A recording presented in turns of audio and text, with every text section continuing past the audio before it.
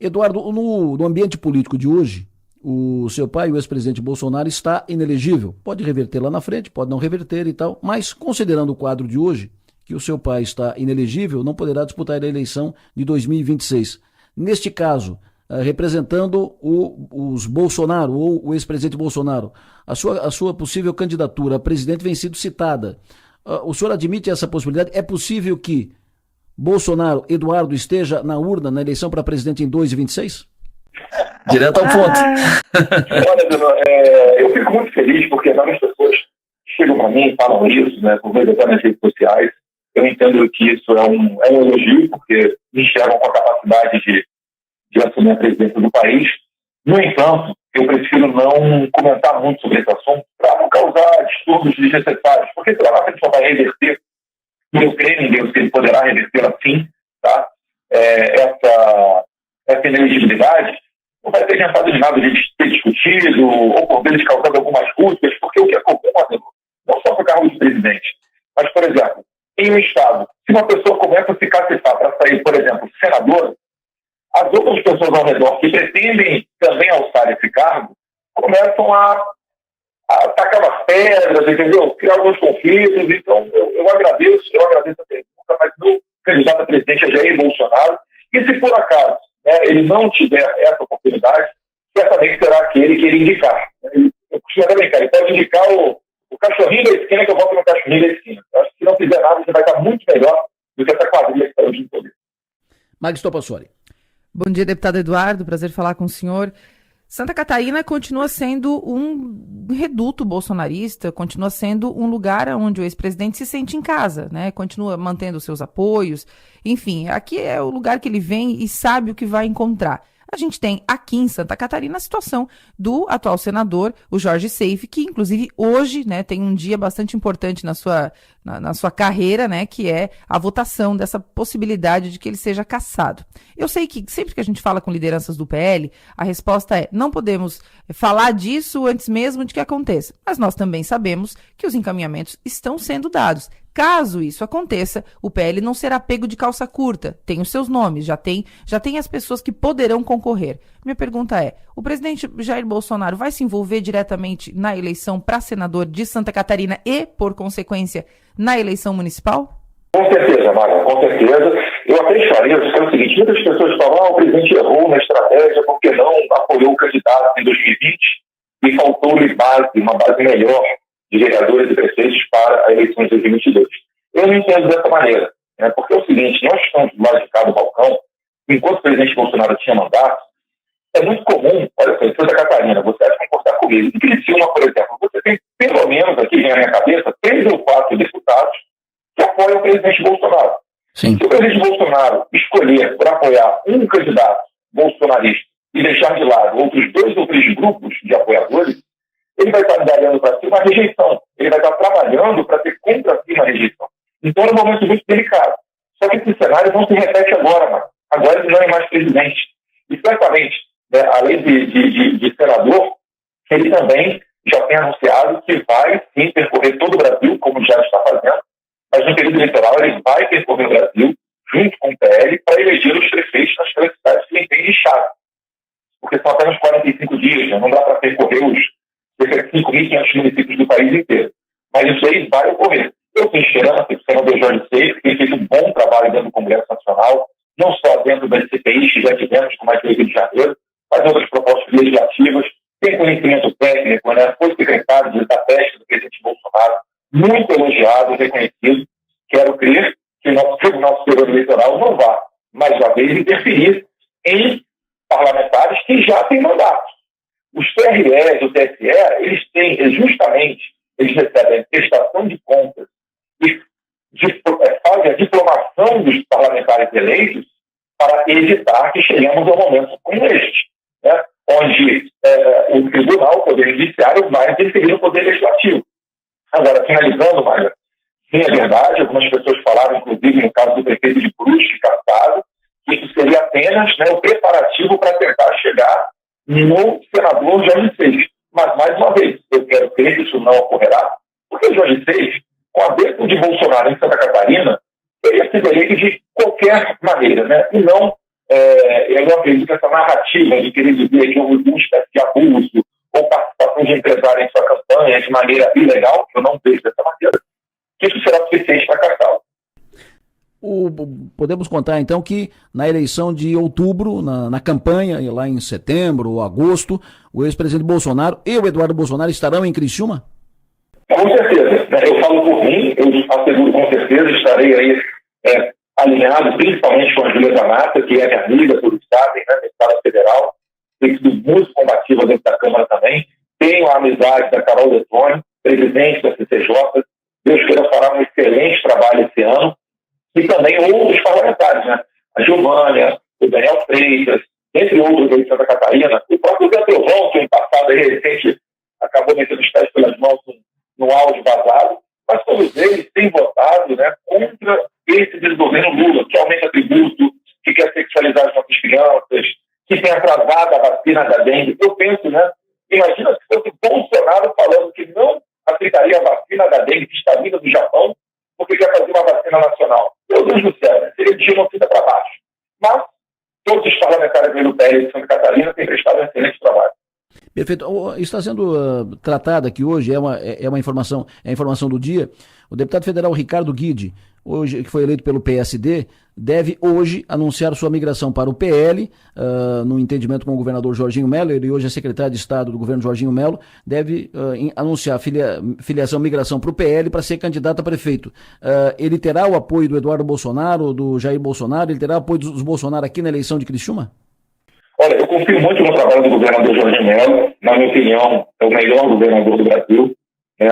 O partido acompanha ele de perto, mas o Jorginho realmente se destaca, não somente pela questão da gestão, eu acompanho ele nas redes sociais, a todo momento está cuidando das rodovias, está inaugurando obras, está correndo atrás para ajudar a população. E ele também há muito tempo do PL, percorre o estado inteiro, não é o primeiro mandato dele, de um cargo eletivo. Então, eu confio muito no Jorginho Mello. O que ele falar, acho muito difícil que ele vá falar, vá contrariá-lo. Eu sei que a missão do Guide vindo para o PL é muito complicada, porque o atual prefeito de Criciúma tem uma popularidade muito alta, mas se o Jorginho entende que é estratégico, acha que vale a pena lançar essa candidatura e tem chance de ganhar, em princípio, eu estou com o Jorginho. Deputado, eu vou voltar lá para o começo da nossa conversa, quando o senhor disse que, se Deus quiser, e ele há de querer, nas suas palavras, o ex-presidente Jair Bolsonaro voltará a estar elegível na próxima eleição nacional, na próxima eleição para presidente. O que faz o senhor crer nisso de modo efetivo? Quais são as razões palpáveis, tangíveis para isso? Bem, a principal delas é porque foi cometida uma injustiça, né? O presidente foi tomado inelegível em tempo recorde por uma reunião com embaixadores. Isso não se sustenta em pé. Você não viu nenhum jurista de respeito defender esse posicionamento. Então, esse é o primeiro ponto. Segundo ponto, o TSE, os sete juízes que ocupam o Tribunal Superior Eleitoral são cadeiras rotativas. Então, aquela composição que contou com Alexandre de Moraes, com a ministra Carmen Lúcia em 2022, que inclusive abriu uma exceção, né? Olha, isso é muito constitucional, mas vamos permitir essa espécie de censura só até a eleição, e está aí até hoje, para todo mundo ver. Essa composição ela será trocada. Os 7 juízes que integrarão o TSE em 2026, os 3 que vêm do STF, pelo menos, né, serão Dias Toffoli, André Mendonça e o Cássio Nunes, que será o presidente do tribunal. E como o tribunal tem muito poder, ele pode tomar medidas para ter mais transparência na eleição. Por que não? Isso, inclusive, é um aperfeiçoamento do sistema. Eu acho lamentável que tenha sido não somente criticado, mas houve uma interferência do Judiciário Legislativo por parte do então presidente Luiz Roberto Barroso, por ocasião da votação da PEC do voto impresso, onde ele foi diante do Congresso Nacional falar com 11 presidentes de partido para convencê-los a votar contra a matéria, e até hoje não se sabe o que ele tratou nessa reunião, lembrando que são os ministros do STF que julgam os parlamentares, né? Então sempre fica com a pulga atrás da orelha. Mas eu quero crer que vai ser uma composição muito mais equilibrada, né? O Toffoli ele foi indicado pela esquerda, pelo PT, mas ele é um ministro que não ficava causando conflitos ou fazendo pormenores contra o governo Bolsonaro. Então é um ministro muito mais equilibrado do que outros. E além do que, André Mendonça e o Cássio Nunes têm também mostrado esse equilíbrio. Então isso daí é que em aspectos técnicos me faz crer que em 2026 nós teremos uma eleição muito mais tranquila. Porque posso ser impedido.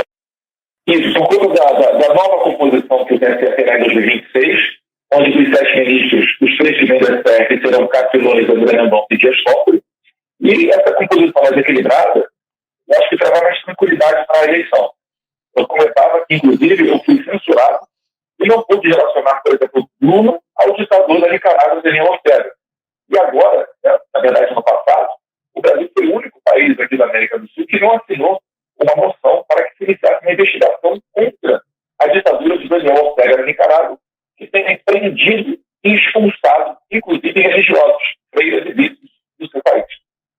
Deputado, quando a gente fala de bolsonarismo em Santa Catarina, a gente fala de uma fatia muito específica de eleitores que se mantém, né? Nas 2 últimas eleições, especialmente na eleição de 18 e agora de 22, ela esteve muito presente, contrariando até uma previsão de que não iria se repetir a onda Bolsonaro. Falo do país todo, mas especialmente aqui de Santa Catarina. Então, um apoio de Jair Bolsonaro, um apoio da Nacional, pode mudar uma eleição, né? E aí eu estou falando da nossa cidade e de tantas outras onde o PL vai ter candidato. Qual vai ser o critério que o ex-presidente vai adotar para visitar essas cidades, para declarar apoio a essas cidades? Todas as cidades em que o PL vai ter candidato, as maiores cidades, enfim. Tem algum critério para isso? Olha, certamente vai passar por todos esses critérios, né? Onde houver interseção em importância da cidade, número de habitantes, um candidato próximo ao presidente também, que ele conheça e fique à vontade de ir lá falar para a população sobre esse candidato. E também a orientação do PL, essas cidades aí, elas vão contar certamente com uma passagem do presidente por ela. É que é muito difícil você falar, e o presidente, eu creio, ele ainda não programou por quais cidades passará. Claro. Durante os 45 dias de eleição, mas olha, Santa Catarina, onde a mão dele pesar, ele estará lá. E você falou bem, Maga, tem alguns locais, principalmente nas cidades onde tem menos de 200 mil eleitores, que são as localidades onde não existe segundo turno, essas cidades, onde o Bolsonaro coloca a mão no candidato, ele já pode largar de 20%, 30%. Em Santa Catarina, talvez até mais, e isso seja decisivo para uma eleição. Então é sentar, mapear, ver isso daí, que é um trabalho que o presidente vai fazer certamente com o PL. Eu lamento que uma decisão do Alexandre de Moraes, essa sim uma decisão antidemocrática, não permita que o presidente Bolsonaro converse com o presidente do seu partido, Valdemar da Costa Neto, no ano eleitoral. Até parece, quero crer que não né?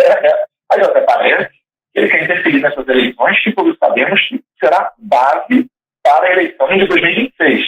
E eu não falo nem de presidente, estou falando de eleição também para senadores.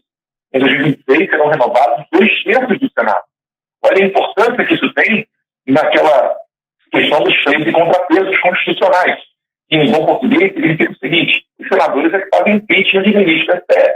Enfim, quero crer que isso seja apenas algo aparente. Mas, retornando à sua pergunta, o presidente já percorreu todo o país e certamente ele vai ouvir muito os parlamentares, né, Julia Zanata, Carol Detone, Daniel Freitas e outros, para saber ali, junto com o PL, onde é que ele vai passar. E o governador João Giola também, com certeza. Já que o senhor citou a deputada Julia Zanata, ela é um desses nomes do PL para uma eventual nova eleição para o Senado? Olha, a Julia tem feito um excelente trabalho.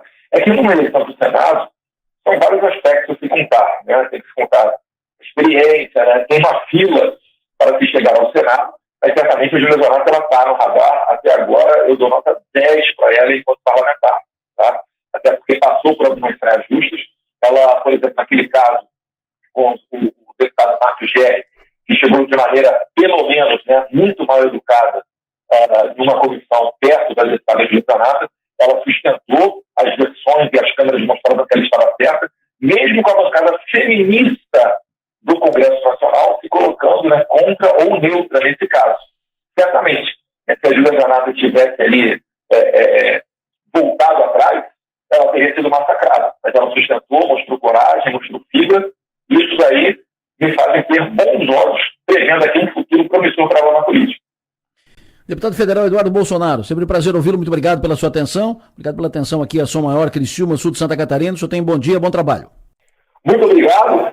Tenho 10 segundos aqui só para anunciar que eu vou fazer um evento em Balneário Camboriú, que pega dia 6 e 7 de julho, e além da Julia Zanata, o seu marido também, o advogado Guilherme Colombo, que ajudado muito na organização. ele sai de hoje com o maior encontro de conservadores da história da América Latina em Balneário Camboriú. Entra lá, cipecbr.com.br. Entrevistamos aqui o Guilherme Colombo na terça-feira, exatamente sobre esse evento, sobre o CIPEC lá em Balneário Camboriú. Já deu todos os detalhes aqui. Deputado, aqui em Criciúma, Obrigado. queria dizer para o senhor que aqui em Criciúma o advogado Guilherme Colombo também é conhecido como Júlio Zanato, tá? Então, quando precisar, é o Júlio. É o Zanato de Calma. Muito obrigado, tenha um bom dia, deputado. Obrigado, bom dia a vocês. Obrigado pelo espaço, bom trabalho, senhores.